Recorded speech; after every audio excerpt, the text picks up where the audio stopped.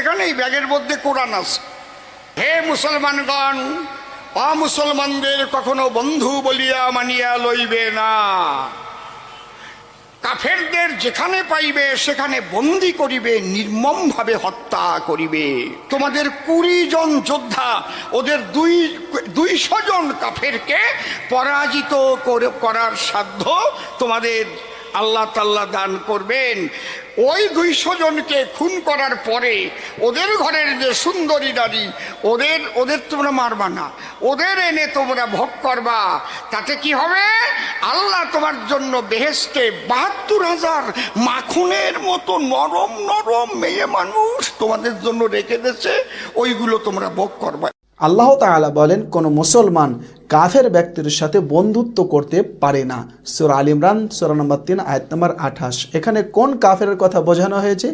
যদি আপনি সূরা আল ইমরানের 21 থেকে 28 নম্বর আয়াত ভালোভাবে অধ্যয়ন করেন তাহলে বুঝতে পারবেন এখানে সেই সব কাফেরদের কথা বোঝানো হয়েছে যারা নবী ও রাসূলকে অন্যায়ভাবে হত্যা করত, মুসলমানদের অন্যায়ভাবে হত্যা করত। সেই সব কাফেরদের সাথে মুসলমানদের কোনো প্রকারের বন্ধুত্ব চলবে না। সূরা মুমতাহিনা 60 নম্বর সূরা আয়াত নম্বর 7-8 আল্লাহ তাআলা বলেন, তোমাদের শত্রুদের এবং তোমাদের মাঝে আল্লাহ তাআলা বন্ধুত্ব সৃষ্টি করতে চান, তৈরি করতে চান। অতএব যারা কাফের তোমাদেরকে হত্যা করে না, তোমাদের বাড়ি থেকে বের করে দেয় না, তোমরা তাদের সাথে সদাচরণ করো, তাদের প্রতি ইনসাফ করো। নিশ্চয়ই আল্লাহ তাআলা ইনসাফকারীদেরকে ভালোবাসেন।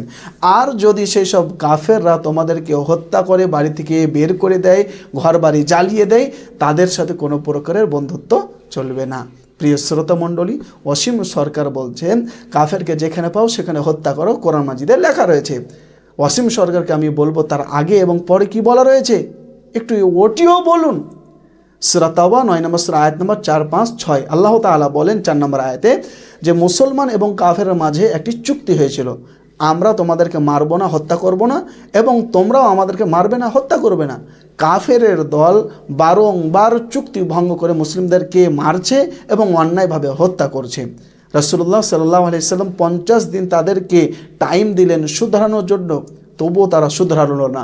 যখন 50 দিন অতিক্রম হয়ে গেল তখন আল্লাহ তাআলা 5 নম্বর আয়াত অবতীর্ণ করলেন, সেই সব কাফেরদেরকে যেখানে পাও সেখানে হত্যা করো যারা তোমাদের চুক্তি ভঙ্গ করে মুসলমানদের অন্যায়ভাবে মারছিল, হত্যা করছিল। এই সব কাফেরদেরকে এখানে বোঝানো হয়েছে, পৃথিবীর সমগ্র কাফেরদেরকে বোঝানো হয়নি। 6 নম্বর আয়াতে কি বলা হয়েছে জানেন? আর যেই সব কাফেররা তওবা করে, ভুল স্বীকার করে ইসলাম গ্রহণ করে তাদেরকে ক্ষমা করে দাও। আর যেই সব কাফেররা ইসলাম গ্রহণ করতে চায় না, ভুল স্বীকার করে বাড়ি ফিরে যেতে চায়, তাদেরকে নিরাপদ অবস্থায় বাড়িতে ফিরিয়ে দিয়ে আসো।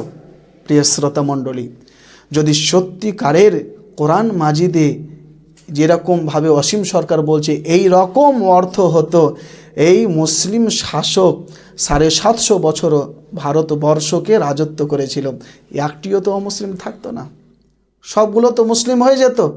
আচ্ছা, বর্তমান সময়ে 57টি মুসলিম দেশ রয়েছে। আচ্ছা বলুন তো কোন দেশে অমুসলিমদেরকে হত্যা করা হচ্ছে, তাদের মা বোনদের ইজ্জত হরণ করা হচ্ছে, ভোগ করছে? অসীম সরকারকে বলুন তো একটু, অসীম সরকার একটু বলেন জাতির সামনে। আর কত ঘৃণিত রাজনীতি করবেন? প্রিয় শ্রোতা মণ্ডলী, 70,000 হুর যদি কাফেরদেরকে হত্যা করা হয়, তাদের মা বোনদেরকে ভোগ করা হয়, তোমাদের জন্য আল্লাহ তাআলা রেখেছেন 70,000 হুর। অসীম সরকারকে চ্যালেঞ্জ থাকলো, যদি সত্যিকারের তুমি হালাল বাপের হালাল সন্তান হয়ে থাকো এর প্রমাণ পেশ করো। কিয়ামত পর্যন্ত, তোমার মরা পর্যন্ত টাইম দেওয়া থাকলো, তুমি পেশ করতে পারবে না। অসীম সরকার জানে না ইসলাম মানে হচ্ছে শান্তি। ইসলামে কোনো দিন হত্যাকে সমর্থন করা হয়নি। ইসলাম ধর্মে অন্যায়ভাবে কাউকে হত্যা করা হচ্ছে বিরাট বড় মহাপাপ। শিরকের পরে পরে দ্বিতীয়তম মহাপাপ হচ্ছে ওয়াকাতলুন নাফসাল্লাতী হারামাল্লাহু ইল্লা বিল হক, অন্যায়ভাবে কাউকে হত্যা করা। সূরা ফুরকান 25 নম্বর সূরা আয়াত নম্বর 28 আল্লাহ তাআলা বলেন, এবং সূরা ইসরা 17 নম্বর সূরা আয়াত নম্বর 31 আল্লাহ তাআলা বলেন, এবং সূরা আনাম 6 নম্বর সূরা আয়াত নম্বর 151 এবং 161 আল্লাহ তাআলা বলেন, তোমরা নিরপরাধ মানুষকে হত্যা করো না। নিশ্চয়ই এই হত্যা করা হচ্ছে বিরাট বড় একটি পাপের কাজ। প্রিয় শ্রোতা মণ্ডলী, সূরা মাইদার 32 নম্বর আয়াতে আল্লাহ তাআলা বলেন, যে ব্যক্তি কোনো নিরপরাধ মানুষকে হত্যা করবে, সে হোক মুসলিম অথবা অমুসলিম, সে যেন সমগ্র মানব জাতিকে হত্যা করার সমপরিমাণ অন্যায় করলো, পাপ করলো। যে ব্যক্তি নিরপরাধ মানুষকে হত্যা করবে তার বাসস্থান জাহান্নাম। সূরা নিসা 4 নম্বর সূরা আয়াত নম্বর 93 আল্লাহ তাআলা একথা বলেছেন। আর যদি কোনো মুসলিম ব্যক্তি অমুসলিমকে অন্যায়ভাবে হত্যা করে, তারও বাসস্থান জাহান্নাম। সহিহ বুখারীর 3166 নম্বর হাদিসে কথা বলা রয়েছে। মানুষ তো দূরের কথা, একটি বিড়ালকেও মারা ইসলামে হারাম। সহিহ বুখারীর 2365 নম্বর হাদিসে কথা বলা রয়েছে। এমনকি কুকুরকে পানি পান করিয়ে একজন বেশ্যা মহিলা জান্নাতে যাবে, জানেন? সহিহ বুখারীর 33-21 নম্বর হাদিসে কথা বলা রয়েছে। ইসলামে একটি পিপিলিকাকেও অন্যায়ভাবে মারা হারাম বলা হয়েছে। সুনান আবু দাউদের 5267 নম্বর হাদিসে কথা বলা রয়েছে। রাসূলুল্লাহ সাল্লাল্লাহু আলাইহি ওয়াসাল্লাম আমাদেরকে শিক্ষা দিয়েছেন যে তোমরা কাফের মুশরিকদেরকে, তাদের দেবদেবীদেরকে গালি দিও না। সিলসিলাতুস সাহিহার 2222 নম্বর হাদিস। ইসলামের যতই বড় শত্রু হোক না কেন, তোমরা তাদেরকে গালি দিও না।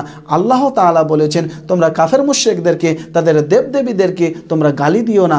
সূরা আনাম 6 নম্বর সূরা আয়াত নম্বর 108। প্রিয় শ্রোতা মণ্ডলী, ইসলাম ধর্মে যুদ্ধের বিধান সেই সময়ে যখন পিঠ থেকে যাবে, আর কোনো প্রকারের চারা নেই, তখন আল্লাহ তাআলা বলেন সূরা বাকারা 2 নম্বর সূরা আয়াত নম্বর 191, তোমরা তাদের সাথে যুদ্ধ করো না, তাদেরকে হত্যা করো না।